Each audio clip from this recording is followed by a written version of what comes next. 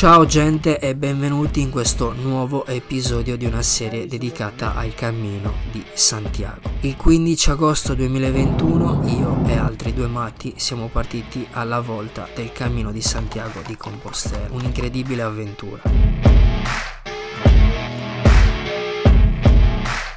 Avendo però poco tempo e poche ferie abbiamo dovuto optare per la partenza da León con arrivo a Santiago, ma questa è un'altra storia. Mi presento.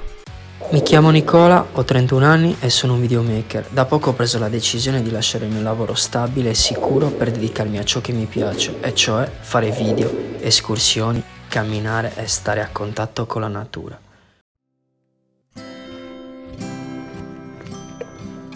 Buenos dias peregrinos e benvenuti in questa nuova puntata della serie dedicata al mio cammino di Santiago. Oggi in particolar modo andiamo a conoscere e a vedere un pochino una persona nuova che ci ha fatto compagnia negli ultimi giorni, che ci ha accompagnato negli ultimi giorni del nostro cammino, della nostra tratta, e cioè Francesca.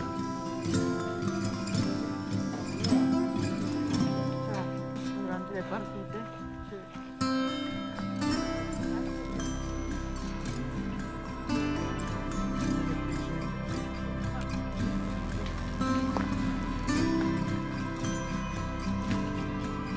Questo è un cimitero, uno dei tanti che abbiamo incontrato lungo i paesini.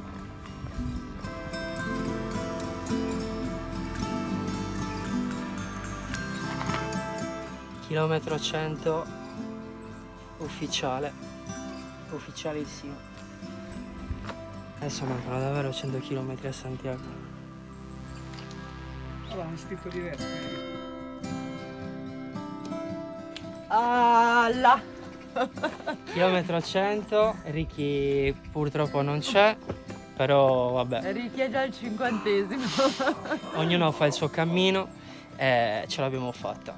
Adesso ne mancano solo 100 per arrivare Siamo arrivati, a dai. Santiago. Sì, in 3 giorni Tre botte. ce li mangiamo. 3 botte.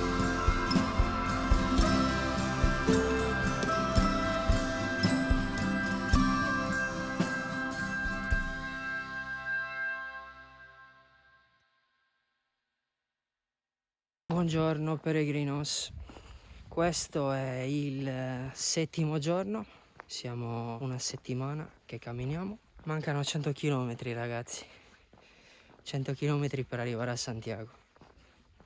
Pensare a quanta strada si è fatta, voltarsi con la mente, tornare indietro e ripensare a tutta la strada che si è già fatta, il cammino che si è percorso, le sofferenze che tuttora ci sono. Per fortuna oggi il mio piede sinistro sta un po' meglio, mi è uscita una vescica nel piede sinistro gigante al centro del piede e ieri notte e stamattina ho messo un po' di creativina e sembra funzionare bene, l'ho fasciata e a quanto pare funziona. Ieri abbiamo cenato ed è stato veramente bello, eravamo una tavolata di 10 persone, c'era Polonia, c'era la Francia, c'era il Portogallo a tavola, c'era la Germania, poi tanti italiani. È stato veramente bello. Purtroppo con la questione Covid non si può cucinare negli alberghi, quindi non si può neanche stare insieme e mangiare insieme nei tavoli. Avrei voluto vivere di più quelle situazioni lungo il cammino, ma va bene così. Oggi è una giornata molto bella, ci siamo svegliati alle 5, siamo usciti alle 5:30. La meta di oggi è Porto Marín, è un paesino che sta a 17 km da dove siamo partiti. Speriamo di trovare posto nell'alberghe municipale perché ieri abbiamo chiamato ogni alberghe di Porto Marín ed era tutto occupato, perché questi 100 km sono i più frequentati da turisti e pellegrini che per prendere la Compostela fanno gli ultimi 100 km, perché si può ottenerla anche così. Alla fine tentiamo e proviamo se c'è posto nell'alberghe municipale, se no oggi 33 km.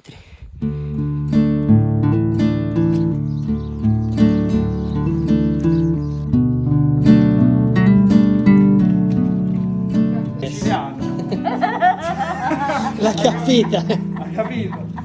Io ho capito. E dopo aver scherzato con una dolce vecchina, dopo aver simpatizzato con altri ragazzi italiani, continuiamo il nostro cammino in mezzo ai boschi, sino a quando a un certo punto si apre una vista su un ponte pazzesca. È la vista che annuncia l'arrivo a Porto Marine.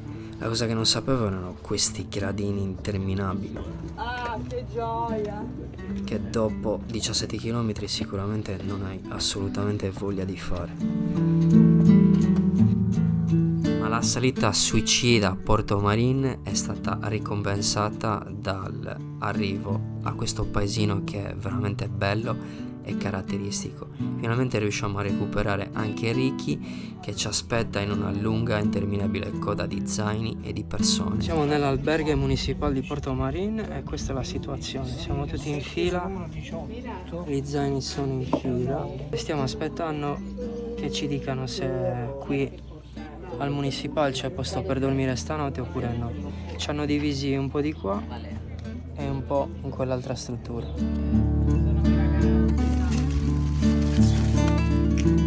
Diversi.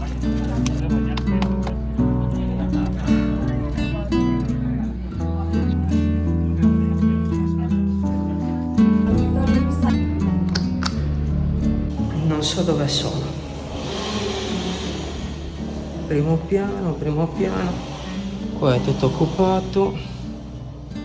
C'ho la Baco? Sì, vale.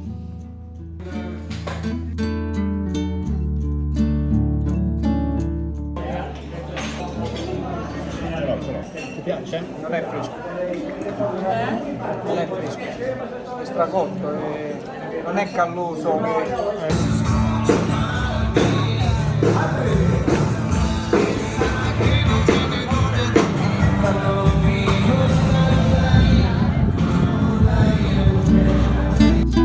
Ormai siamo giunti anche al termine di questa puntata di Santiago.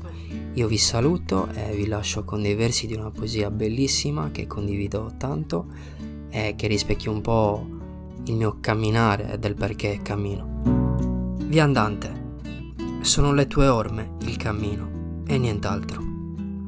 Viandante, non c'è sentiero, il sentiero si fa camminando. Camminando si traccia il sentiero e volgendosi indietro si vede il sentiero che mai si rifarà.